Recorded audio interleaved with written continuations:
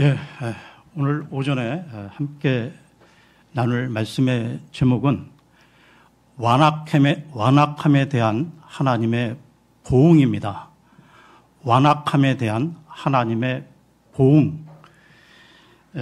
우리는 지금 계속해서 이 스가랴서 말씀을 나누고 있는데요. 이 스가랴서는 14장까지 좀 예언서 중에는 좀 긴 편에 속하는데, 이 지난 시간 6장까지 스가랴가 본 8개의 환상의 말씀을 살펴보았고요. 오늘은 스가랴 7장의 말씀을 나누겠습니다. 스가랴서는 1장부터 14장까지 이 전체를 간략히 구분한다면 1장부터 6장까지가 묵시적 환상의 말씀으로 되어 있고요. 그리고 오늘 보게 될 이 7장부터 이 마지막 14장까지는 순수한 대원, 애언의 말씀으로 예수 그리스도의 초림과 재림, 천년 왕국까지의 그 시간을 다루고 있다는 것입니다. 그러면 오늘 본문인 스가랴 7장 1절을 보겠습니다. 스가랴 7장 1절입니다. 스가랴 7장 1절을 보겠습니다.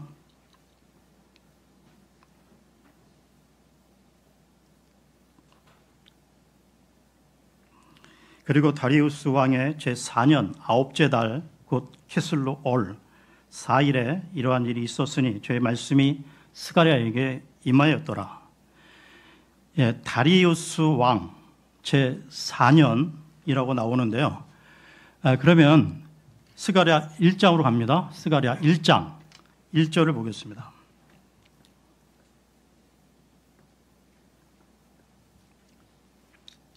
스가랴 1장 1절입니다.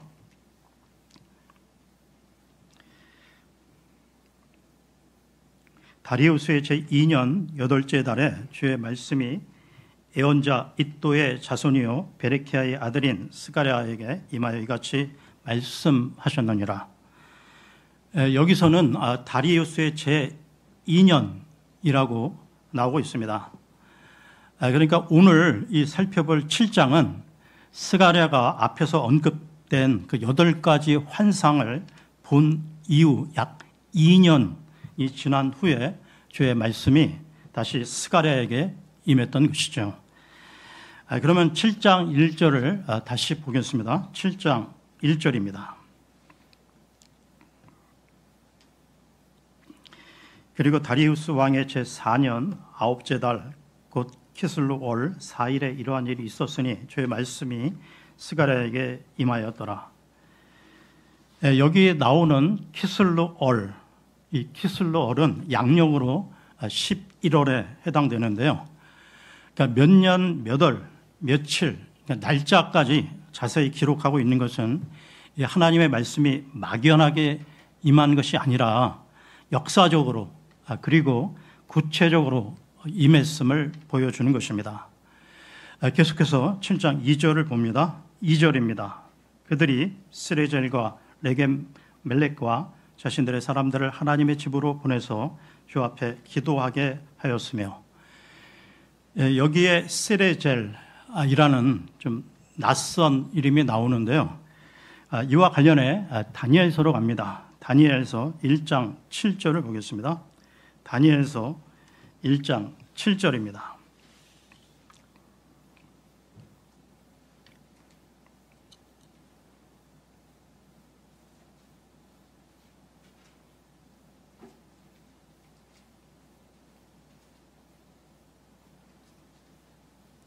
다니엘서 1장 7절입니다. 내시들의 대신이 그들에게 이름들을 주었더라. 이는 그가 다니엘에게 벨트샤잘이라는 이름을 주었고 하나니아에게는 사드락, 미샤엘에게는 메삭, 아자리아에게는 아벳느고라는 이름을 주었기 때문이라. 여기 그 연세가 많으신 분들은 잘 아시겠지만 우리나라 지난 역사 가운데 그 일제 그 치하에 식민지 그 치하에서 우리 국민들에게 그 일명 그 창씨 계명이라 해서요, 그 일본식 이름을 강요한 역사가 있었는데요. 그러니까 남유다가 바빌론에게 이 멸망당해 70년간 포로 시대를 겪으면서 다니엘과 세 친구가 바빌론식으로 계명을 했고, 스가랴 그 7장에 스레젤도 그와 같은 바빌론식으로 계명한 이름이라는 것입니다. 그러면 스가랴서로 돌아와서요, 7장 2절, 3절, 스가랴 7장 2절, 3절을 보겠습니다. 그들이 스레젤과 레겜멜렉과 자신들의 사람들을 하나님의 집으로 보내서 주 앞에 기도하게 하였으며, 만군의 주의 집 안에 있던 제사장들과 예언자들에게 일러 말하기를, 제가 이렇게 많은 해들 동안 이것들을 행하여 온대로 제가 다섯째 달에 저 자신을 분리시켜 울어야 하리까 하였을 때, 이 내용은 유대인들이 바빌론으로부터 돌아와 성전을 재건하는 중에 있으니 그 70년 그 포로 기간 동안 그 다섯째 달, 즉 5월마다 행했던 금식을 앞으로도 계속해야 되는지를 제사장들과 예언자들에게 물었던 것입니다. 그렇다면 왜 하필 5월에 금식을 했을까요? 이와 관련해 열왕기하로 갑니다. 열왕기하 25장, 열왕기하 25장 8절에서 10절입니다.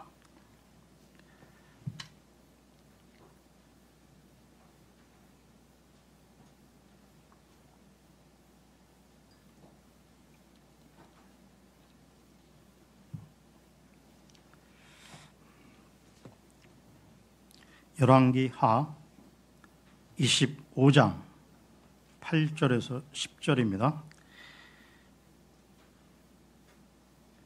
그리고 바빌론 왕인 느부갓네자르 왕의 제19년이었던 다섯째 달, 그달 7일에 바빌론 왕의 종이자 경호대장인 느부자라단이 예루살렘으로 왔더라. 그리고 그는 주의 집과 왕의 집과 예루살렘의 모든 집을 태웠으며 모든 위대한 사람의 집마다 그가 불로 태웠더라. 그리고 경호대장과 함께 있었던 칼데아 사람들의 모든 군사가 예루살렘 주위의 성벽들을 헐었더라. 그러니까 예루살렘 그 성전과 왕궁이 이 바빌론의 이 공격으로 무너진 5월 7일을 기념하여 70년 그 포로 기간 중 5월마다 금식을 해 왔었는데, 이제 유대인들이 바빌론에서 해방되어 이 성전을 재건하는 중에 있으니 앞으로도 금식을 계속해야 되는지를 물었던 것이죠.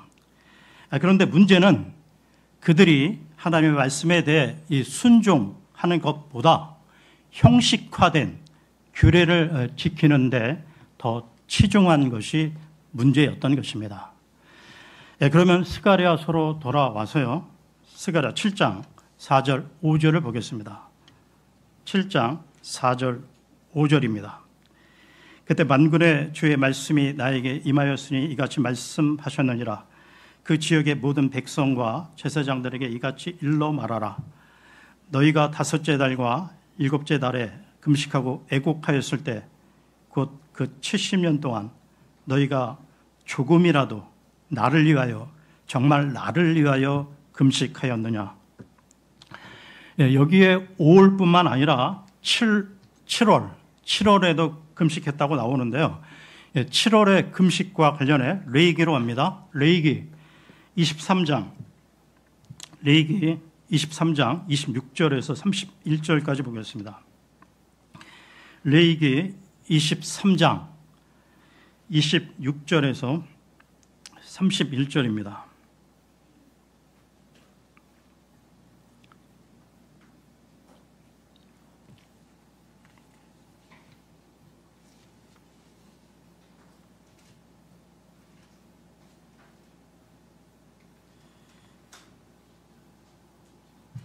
(23장) 26절에서 31절입니다.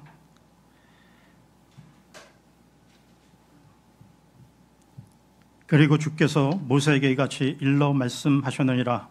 또한 이 일곱째 달 10일에는 속죄일이 있으리라. 그것은 너희에게 거룩한 소집일이 되리라. 그런즉 너희는 너희의 혼들을 괴롭게 하고 불로써 드려지는 죄물을 주께 바칠지니라. 그리고 너희는 당일에 어떤 일도 하지 말지니 그날이 너희를 위하여 주 너희 하나님 앞에서 속죄를 이행하는 속죄일이기 때문이라. 이는 어떤 혼이든지 당일에 자신을 괴롭게 하지 아니하면, 여기서 자신을 괴롭게 한다는 것은 금식을 한다는 것을 말하는 것입니다. 그는 그의 백성 가운데서 끊어질 것이기 때문이라. 그리고 어떤 혼이든지 당일에 어떤 일이라도 하면 바로 그 혼을 내가 그의 백성 가운데서 멸하겠노라. 너희는 어떤 불의의 일도 하지 말지니라. 그것은 너희의 모든 주거지들 가운데서 너희의 세대들에 걸쳐 영원토록 규례가 되리라. 그러니까 7월의 금식은 대속죄일과 이 관련된 규례였던 것이죠. 그런데 하나님께서는 이 스가랴를 통해 먼저 금식에 대한 이 백성들과 제사장들의 그 형식적이며 외식적인 그 태도를 크게 책망하셨다는 것입니다. 이것은 그들의 금식이 스스로의 그 종교적 이기심, 만족감을 목적으로 시행되었기 때문인데요. 그러니까 하나님께서는 외적인 그 형식보다 순수한 내적 동기를 더욱 중요하게 보신다는 것입니다. 예수님도 그 공생의 기간 중 그 위선적인 종교 지도자들에게 이 부분을 지적하시고 책망하셨는데요. 마태복음으로 갑니다. 마태복음 23장 23절입니다. 마태복음 23장 23절입니다.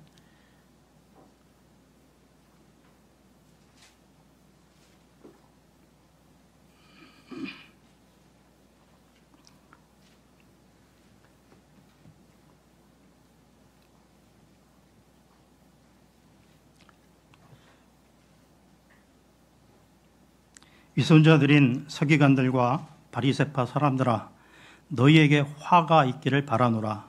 이는 너희가 박하와 아니스와 쿠민의 11조는 내면서 율법에 더 중한 사안들인 공의와 자비와 믿음을 빠뜨렸기 때문이라.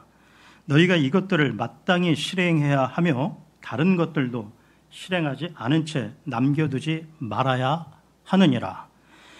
그러면 스가랴서로 돌아와서요. 스가랴 7장 5절, 6절을 보겠습니다. 스가랴 7장 5절, 6절입니다. 그 지역의 모든 백성과 제사장들에게 이같이 일러 말하라. 너희가 다섯째 달과 일곱째 달에 금식하고 애곡하였을 때 곧 그 70년 동안 너희가 조금이라도 나를 위하여, 정말 나를 위하여 금식하였느냐? 그리하여 너희가 먹었을 때와 너희가 마셨을 때 너희는 너희 자신을 위하여 먹고 너희 자신을 위하여 마신 것이 아니냐. 유대인들의 금식은 진정 그 하나님 앞에 나아가 회개하며 기도하기보다는 다만 저들의 그 민족적 고난이 애달파서 그 금식을 통하여 비애를 표시했던 것뿐입니다. 그리고 그들은 그 금식을 자기들이 그 하나님 앞에 설 수 있는, 그러니까 뭔가 대단한 공로와 같이 여겼던 것이죠. 그러니까 그런 금식은 하나님을 위한 것이 아니었습니다. 금식은 공로도 아니고 자신의 비참한 처지를 동정하기 위함도 잘못된 것이라는 것이죠.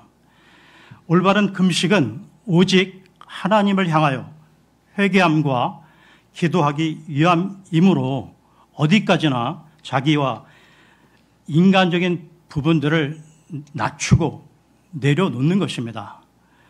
그러나 그때 그 유대인들은 그 자신들을 위한 잘못된 금식을 했기에 하나님은 너희가 진정 나를 위하여 한 것이냐고 반복해서 물으셨던 것이죠.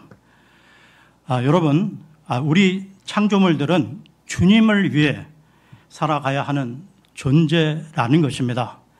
이와 관련해 요한계시록을 합니다. 요한계시록 4장 11절을 보겠습니다. 요한계시록 4장 11절을 보겠습니다.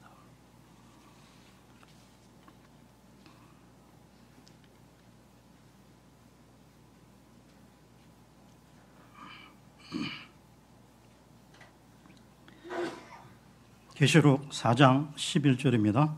오 주여, 당신께서는 영광과 존귀와 권능을 받기에 합당하시나이다. 이는 당신께서 모든 것들을 창조하셨기 때문이니 당신의 기쁨을 위하여 그것들이 존재하고 또 창조되었기 때문이니이다. 그러므로 하나님의 백성인 유대인들과 우리 신약 성도들은 주님의 영광을 위해 살아가야만 정상적인 행복한 삶을 영위할 수 있다는 것입니다. 그러면 스가랴서로 돌아와서요. 스가랴 7장 6절, 스가랴 7장 6절을 다시 보겠습니다. 스가랴 7장 6절입니다. 그리하여 너희가 먹었을 때와 너희가 마셨을 때 너희는 너희 자신을 위하여 먹고 너희 자신을 위하여 마신 것이 아니냐. 이들 그 유대인들은 금식만이 아니라 먹고 마시는 것도 자신들을 위해서 했는데요. 그러니 그 평소에 자신들을 위해 먹고 마시며 살아가다가 어느 날 그 어려움이 닥쳐 특별히 그 금식한다고 해도 그 자신들을 위해 하는 것에서 크게 달라질 바가 없다는 것입니다. 그러므로 우리는 금식하며 기도할 때 그것이 누구를 위해 하는 것인지 잘 살펴야 한다는 것이죠.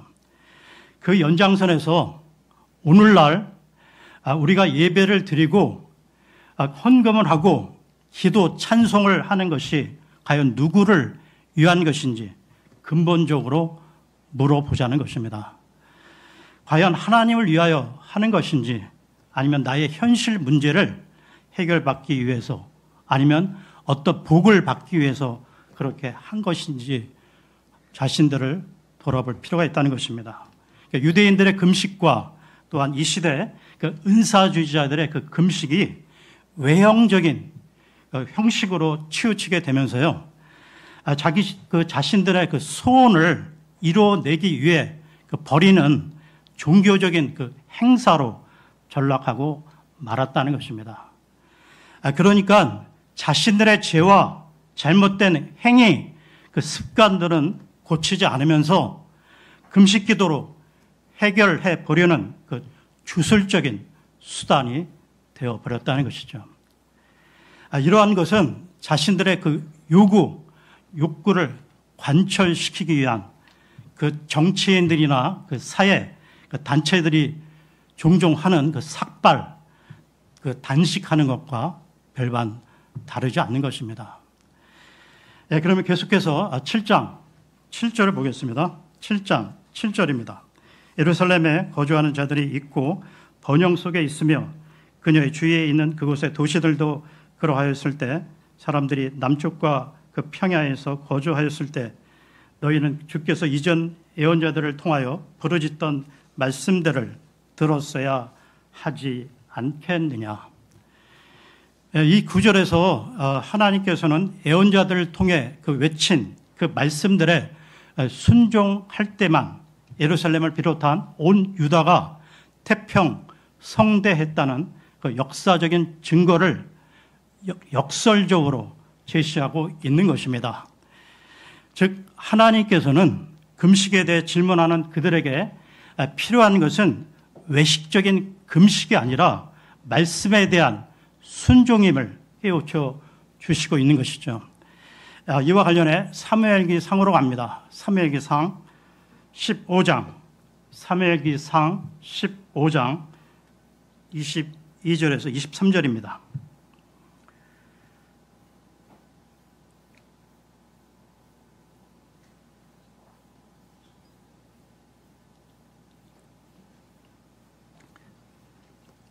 사무엘기상 15장 22, 23절입니다. 그러자 사무엘이 이같이 말하였더라. 주께서 번제물들과 희생 제물들을 주의 음성에 순종한 것만큼 매우 크게 즐거워하시나이까? 보소서, 순종하는 것이 희생 제물보다 낫고 경청하는 것이 순양들의 지방보다 낫나이다.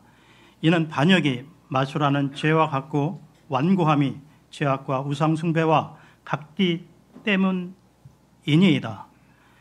완고함이 죄악과 우상숭배와 같다고 말씀하고 있습니다. 인간의 완악함이. 당신께서 주의 말씀을 거절하셨기에 그분께서도 당신께서 왕이 되지 못하게 거절하셨나이다. 이 말씀은 하나님이 순종치 아니한 그 사울 그 이스라엘의 첫 번째 왕, 이 사울 왕을 버리시는 내용인데요. 여러분, 한 개인이나 민족의 그 흥망, 성세는 하나님의 말씀에 대한 순종 여부에 달려 있다는 것입니다. 그러면 스가랴서로 돌아와서요. 스가랴 7장 8절에서 10절까지 보겠습니다. 스가랴 7장 8절에서 10절입니다. 그리고 주의 말씀이 스가랴에게 임하셨으니 이같이 말씀하셨느니라. 만군의 주가 이같이 일러 말하노라. 진실한 재판을 집행하고 모든 사람은 저마다 자기 형제에게 자비와 연민들을 보이라. 그리고 가부와 아버지 없는 자도 타국인과 가난한 자도 압제하지 말라. 그리고 너희 중 누구도 너희 마음속에서 자기 형제를 대적하여 악을 구상하지 말지어다. 여기서 금식의 그 참다운 목적에 대해 밝히고 있는데요. 즉 하나님께 대해 직접 행할 그 무엇보다도 사람에게 올바르게 행할 것을 보여주고 있습니다. 그러면서 이 맨 먼저 진실한 재판을 행할 것을 밝히고 있는데요. 여러분, 세계 그 수백 개 나라들이 있는데요. 그 어느 나라의 그 부패 지수를 매년 그거를 측정한다고 그럴까요? 그거를 밝히는 그 단체가 있는데 그 청렴도를 측정하는 데 있어서 그 기준, 그 바로미터가 되는 것이 공정한 재판이 행해지느냐라는 것이죠. 그러니까 예를 들면 유전 무죄 이 재판 결과가 정착된다면 그 사회는 희망이 없다는 것이죠. 다음으로 피차의 이 긍휼과 동정심을 베풀라는 것입니다. 그러니까 이것은 공의와 함께 똑같이 강조하고 있는 것인데요. 그러니까 공의만 있고 어느 사회에 공의만 있고 긍휼과 동정심이 없다면 삭막해질 것입니다. 그리고 반대로 이 긍휼과 동정심만 있고 공의가 없다면 질서, 기강이 세워지지 않고 혼란해지겠죠. 이 두 가지는 균형, 조화를 유지해야 한다는 것입니다. 그리고 10절에 가부와 아버지 없는 자와 타국인과 이 가난한 자를 학대하지 말라는 이 말씀은 그 사회에서 가장 소외되고 약한 계층을 잘 돌보아 주라는 것이죠. 그리고 10절 하반절에 너희 중 누구도 너희 마음속에서 자기 형제를 대적하여 악을 구상하지 말라고 하십니다. 여러분, 사람과 달리 하나님은 우리의 마음 중심을 보시는데요. 즉 보여주기 위한 종교적 의식이나 금식보다는 하나님의 사랑을 받은 자답게 이웃 사랑의 중요성을 강조하고 있다는 것입니다. 이와 관련해서요, 이사야서로 갑니다. 이사야 58장, 이사야 58장 6절, 7절을 보겠습니다. 이사야 58장 6절, 7절입니다.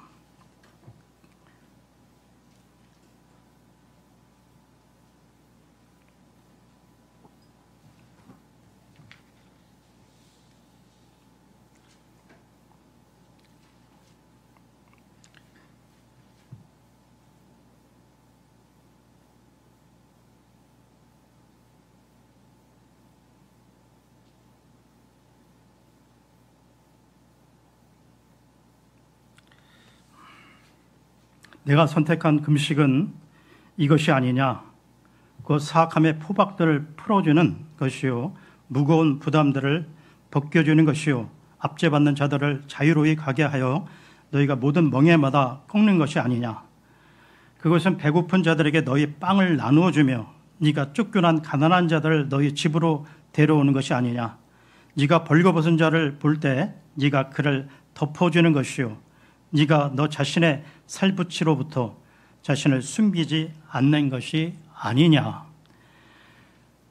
여러분, 하나님 사랑과 이웃 사랑은 모든 율법의 중심이요 결론인데요. 여러분, 하나님 사랑과 이웃 사랑은 따로 가는 것이 아니라 같이 가야 하는 것입니다. 다시 말해서요, 보이지 않는 하나님 중심의 신앙은 구체적으로 이웃사랑으로 드러나야 한다는 것이죠. 예를 들어 우리 교회 가운데 사람들에게, 지체들에게 냉랭하고 인사도 잘 하지도 않고 받지도 않고 자기 혼자만 그렇게 지내는 사람 있지 않습니까? 그러니까 하나님 그 자신과 하나님과의 그 관계는 좋다고 그 성경 지식은 그렇게 자랑하는데 왜 사람들과의 관계 속에서는 이렇게 냉랭한지 모르겠습니다. 그러니까 우리 교회만이 아니라 이쪽 킹제임스 진영의 교회들이 대체적으로 그런 것을 제가 몇십 년 제도권 교회 다닐 때부터 비교해 보면 특별히 이 킹제임스 진영의 교회들이 그런 성향들이 많은 것 같습니다. 그러니까 이것은 우리 아주 잘못된 신앙 형태라는 것이죠. 하나님 사랑, 이웃 사랑은 따로 가는 것이 아니라 같이 가야 한다는 것입니다. 예, 그러면 하나님께서 우리에게 요구하시는 것이 무엇인지 보겠습니다. 미가서로 갑니다. 미가서는 요나서 다음에 있습니다. 미가서 6장 6절에서 8절입니다.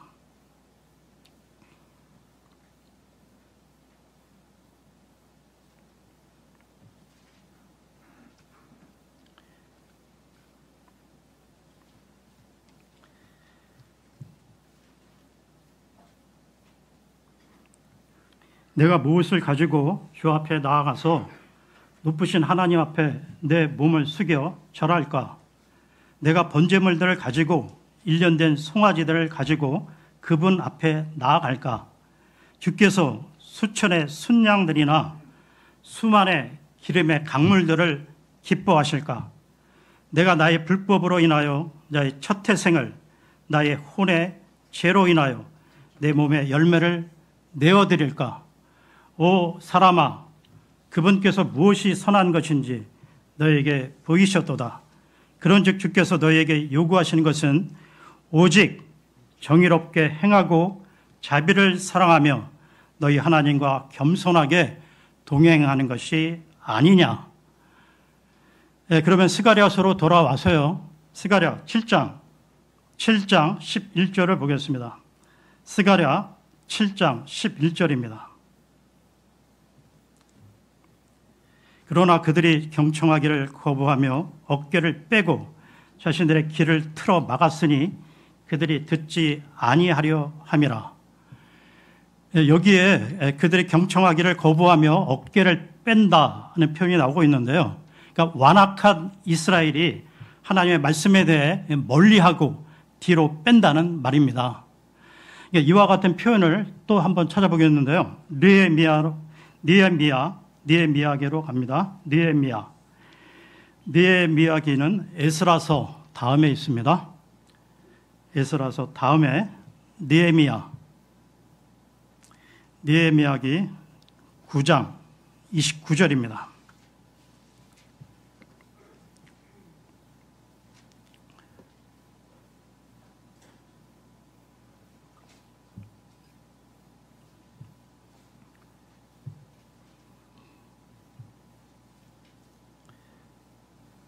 그리고 당신께서 그들을 다시 당신의 율법으로 데려오시려고 그들을 대적하여 증언하셨나이다. 그럼에도 그들이 교만하게 처신하였고 당신의 명령들에 경청하지 아니하였으며 오히려 당신의 공의로운 법규들을 대적하여 죄를 지었고 만일 어떤 사람이 공의로운 법규들을 행한다면 그는 그것들 가운데서 살 것이니이다. 어깨를 빼며 그들의 고개를 꼿꼿하게 세우고 들으려 하지 아니하였나이다. 그러니까 그 이스라엘이 망한 이유는 하나님의 말씀에 대해 들으려 하지 않고 어깨를 뒤로 빼며 고개를 꼿꼿이 즉 교만했기 때문입니다.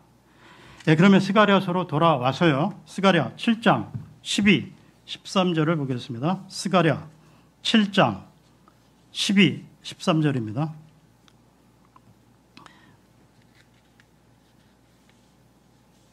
진정 그들은 율법과 만군의 주가 이전 예언자들을 통하여 자신의 영으로 보낸 말씀들을 듣지 않으려고 자신들의 마음을 금강석같이 만들었도다. 그러므로 만군의 주로부터 크나큰 진노가 임하였느니라.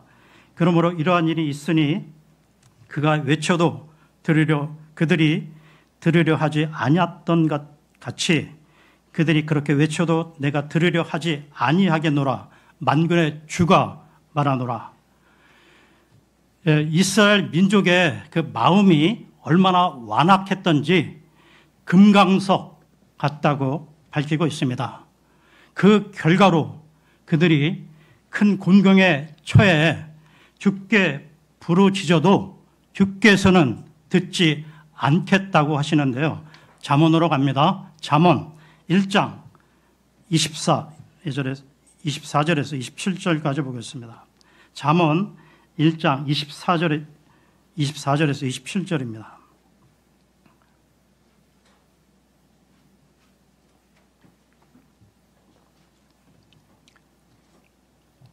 잠언 1장 24절에서 27절입니다.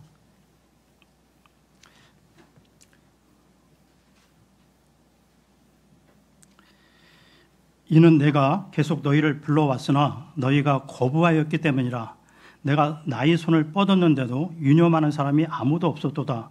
오히려 너희는 나의 모든 조언을 무가치하게 여겼고 나의 책망을 전혀 원하지 아니하였으니 나 역시 너희의 재난의 때에 비웃겠노라. 너희의 두려움이 이를 때 내가 조롱하겠노라. 곧 너희가 두려워하는 것이 황량함 같이 임하고 너희의 멸망이 한 해오리 바람같이 임하는 때요. 괴로움과 극심한 고통이 너희 위에 임하는 때라.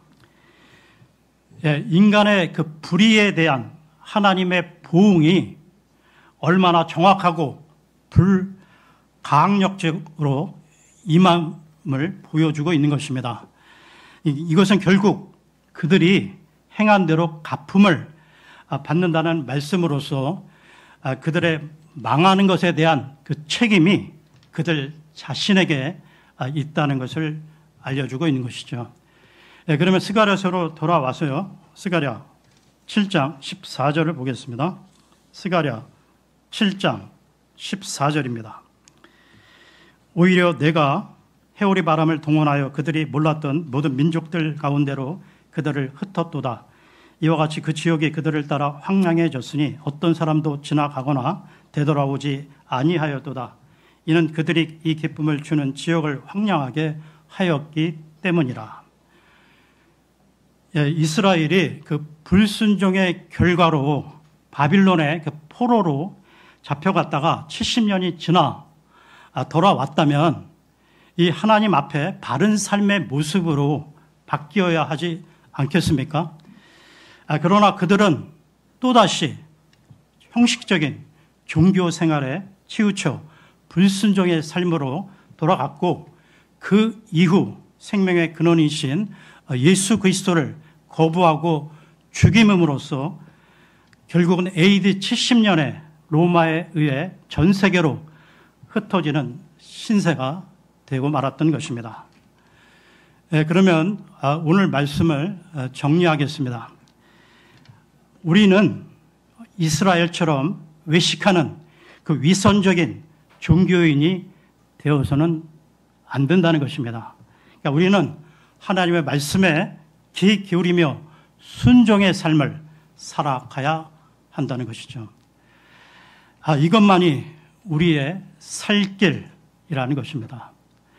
마지막으로 오늘 말씀에 대해 압축, 정리한 한 구절을 읽고 마치겠습니다. 야고보서 1장 27절 보겠습니다. 야고보서 1장 27절입니다.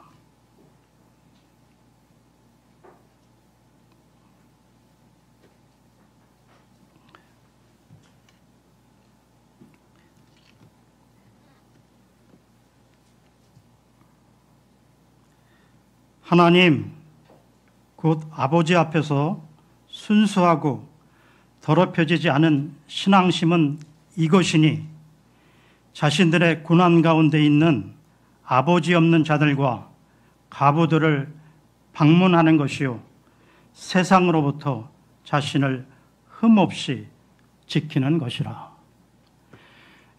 오늘 말씀은 여기까지 하고요. 추석 연휴 잘 보내시기 바랍니다. 감사합니다.